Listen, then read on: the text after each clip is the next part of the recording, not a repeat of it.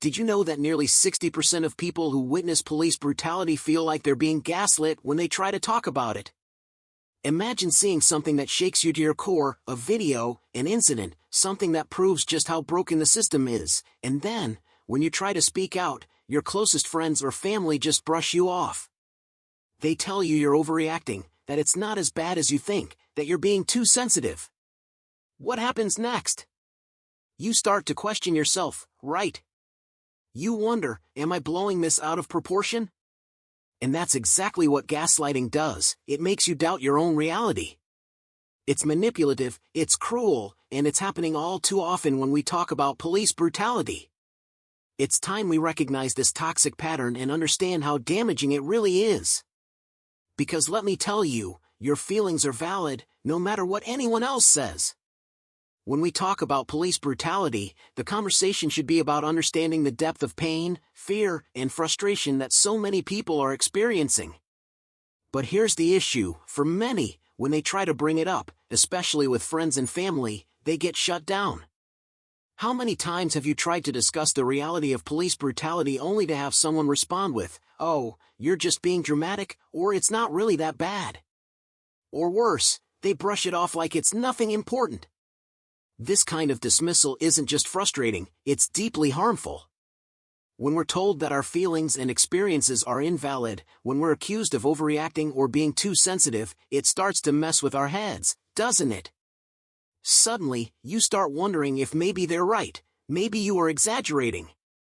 Maybe it's just in your head. Maybe you shouldn't feel so upset. But that's the danger of this kind of gaslighting. It makes you question your reality, your emotions, and even your sanity.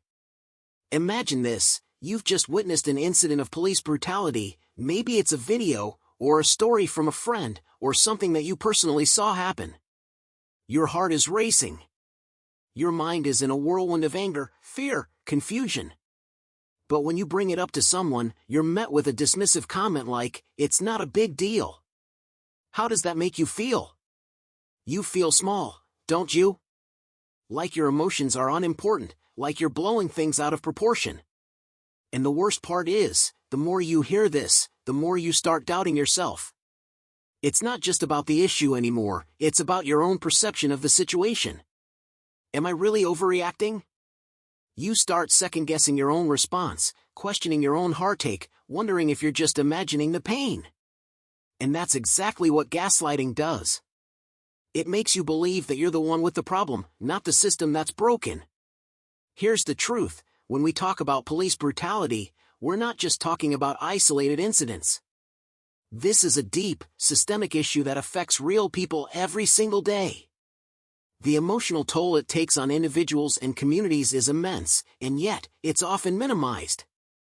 How many times have we seen people dismiss police brutality with comments like, "Well, not all police are bad," or "There's always two sides to every story"? While yes, not all officers are corrupt, that doesn't change the fact that we are witnessing real harm being done, harm that needs to be addressed.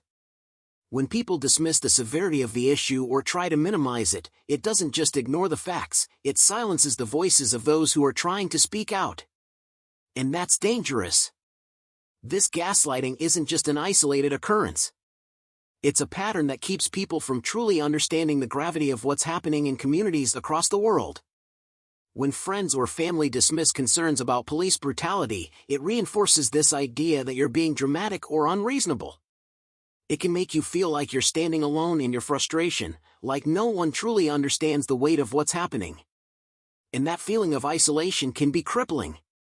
It's not just about feeling dismissed, it's about feeling invisible. It's about wondering if anyone truly cares about the pain and trauma that police brutality inflicts on so many lives. The more this happens, the more it chips away at your confidence, at your ability to trust your own emotions. The more you hear that you're too sensitive or overreacting, the harder it becomes to speak up the next time. You start thinking, maybe I am just making a big deal out of nothing. The truth is, when we let gaslighting take hold in conversations about police brutality, we're allowing an environment where the truth is silenced and minimized. And the longer that silence goes unchallenged, the longer we stay in a cycle where those who need help the most are ignored, told to calm down, or accused of being dramatic. But we can't stay silent. We can't allow our voices to be drowned out by gaslighting. We cannot let this toxic cycle continue. Every time we dismiss the emotions and experiences of others, we feed into a system that thrives on ignorance and complacency.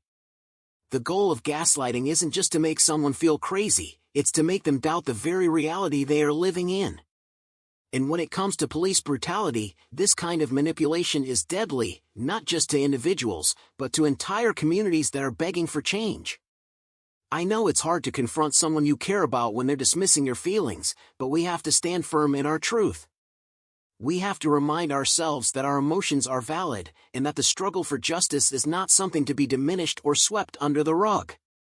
We are fighting for the voices of those who have been ignored, oppressed, and silenced for too long. We cannot let gaslighting silence us. When we're told we're overreacting, it's not just a personal insult, it's an attack on the truth, on justice, and on the very real pain that people are experiencing. So the next time someone tries to dismiss your concerns about police brutality, don't let them make you feel small. Don't let them make you question your own emotions. Stand tall in your truth.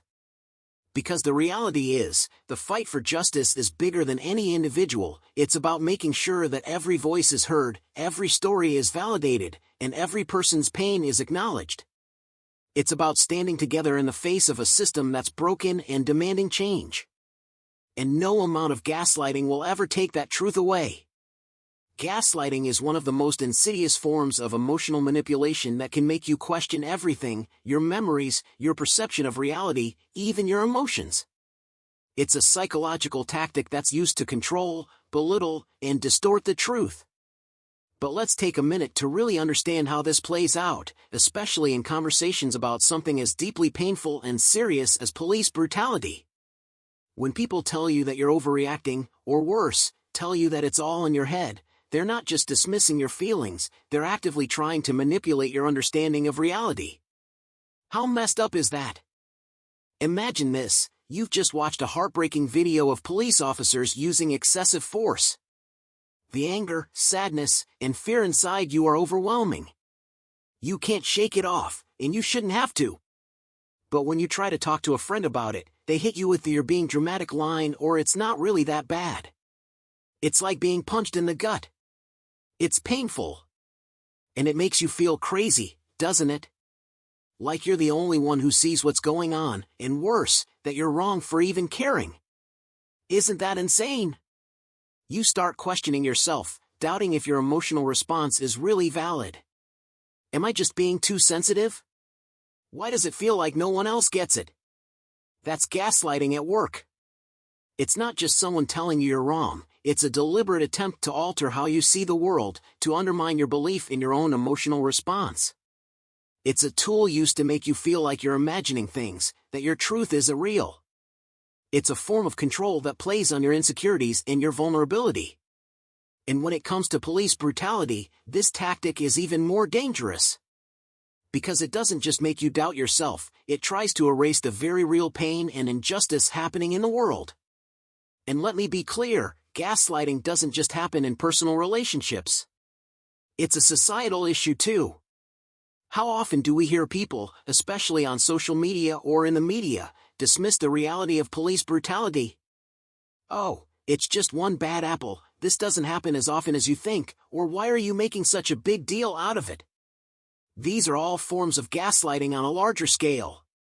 They attempt to downplay the severity of what's happening, to make people feel like their anger and grief are unwarranted. And when you're gaslit like this, it's not just about having an argument with a friend, it's about a society that invalidates your pain and your lived experience. It's about creating an environment where the voices of those who suffer are pushed aside, dismissed as overreactions, while the truth is swept under the rug. But here's the thing, gaslighting doesn't just happen to anyone. It targets the vulnerable, those who are already marginalized and oppressed. When it comes to police brutality, that means people in Black and brown communities, people who have lived with the constant fear and anxiety that comes from systemic racism. And when their concerns are brushed off as overreactions, it only deepens the divide. It silences their voices, keeps them in the shadows, and tells them that their experiences don't matter. This is where the real danger of gaslighting comes in, not just the emotional toll it takes on individuals, but the way it enables injustice to persist. So let's really think about what gaslighting does to someone's psyche. When you're told time and time again that your feelings are irrational, that you're overreacting, or that it's not that bad, it can erode your confidence. It makes you question your instincts, your values, and your sense of self. Over time, this kind of manipulation can wear you down, make you retreat into yourself, and even cause you to shut down in future conversations. Why even try, right? You've been told you're wrong every time you speak out. And eventually, you start to internalize those messages. Maybe I am crazy, maybe I should just keep quiet, maybe it's not worth speaking up anymore. But here's the brutal truth, this is exactly what gaslighting is designed to do. It's a tactic of control, designed to keep you small, to make you question the reality of the world around you, and to keep you from standing up for what's right. And when you're dealing with something as deeply entrenched as police brutality, gaslighting works to uphold the system of oppression. It reinforces the idea that things aren't as bad as they seem, that change isn't needed, and that those fighting for justice are simply overreacting. This is why gaslighting is so dangerous. It's not just about one person invalidating your feelings, it's about a whole system that perpetuates silence and inaction. It keeps us from seeing the truth, from recognizing the pain that is so real and so widespread. And this is exactly why we need to call out gaslighting when we see it, in our relationships and in society. When we allow gaslighting to take hold, we allow the truth to be hidden, we allow pain to be ignored, and we allow injustice to continue.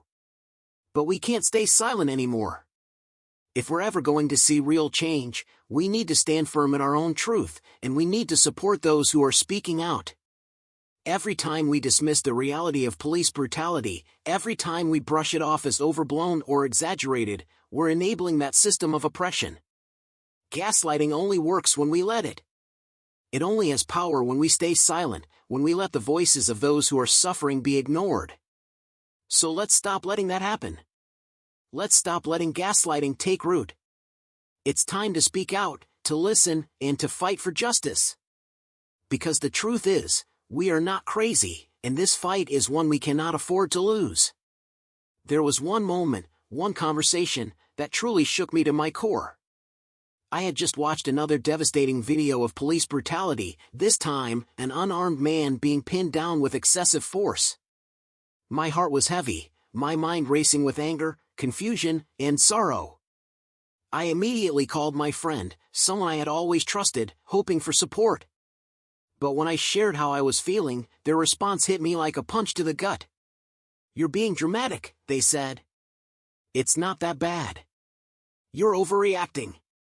You always do this." What? My entire world seemed to stop. I couldn't believe it. Here I was, emotionally devastated, and my friend was minimizing my feelings like they didn't matter. It wasn't just about the video anymore, it was about how they were dismissing my humanity, my emotions, and my reality. I remember feeling this deep sense of confusion and doubt. Am I overreacting? Maybe they're right. But deep inside, I knew I wasn't. That moment was when I realized how gaslighting works. It tries to convince you that what you're seeing, feeling, and believing is all wrong. And that's exactly what it's supposed to do. It shakes your confidence, makes you second-guess your truth, and leaves you questioning your own sanity. But we can't let that happen. It took a lot for me to regain my footing and stand up for my feelings, but that moment opened my eyes to the power of gaslighting and how crucial it is to fight back, no matter what. In the end, gaslighting is more than just an emotional manipulation tactic, it's an assault on our reality, our experiences, and our very sense of self. We all have a right to feel what we feel and to express those emotions, especially when it comes to something as deeply impactful as police brutality. We cannot let anyone diminish our voices, our truths, or our pain. It's time to stop letting those who dismiss our feelings control the narrative. It's time to reclaim our power, to stand up for what we believe in, and to support one another, no matter how uncomfortable the conversations may be. So, I want to hear from you. Have you ever experienced gaslighting when trying to talk about something important? Have your feelings ever been brushed off, dismissed, or belittled? I want to know. Share your experiences in the comments below. Let's build a community where we can validate each other's feelings, stand strong together, and make our voices heard. And if this message resonates with you, please share this video with your friends, family, or anyone who might need to hear it today. Don't forget to hit that subscribe button to join our journey of tackling the hard conversations and making a change for the better. We're in this together.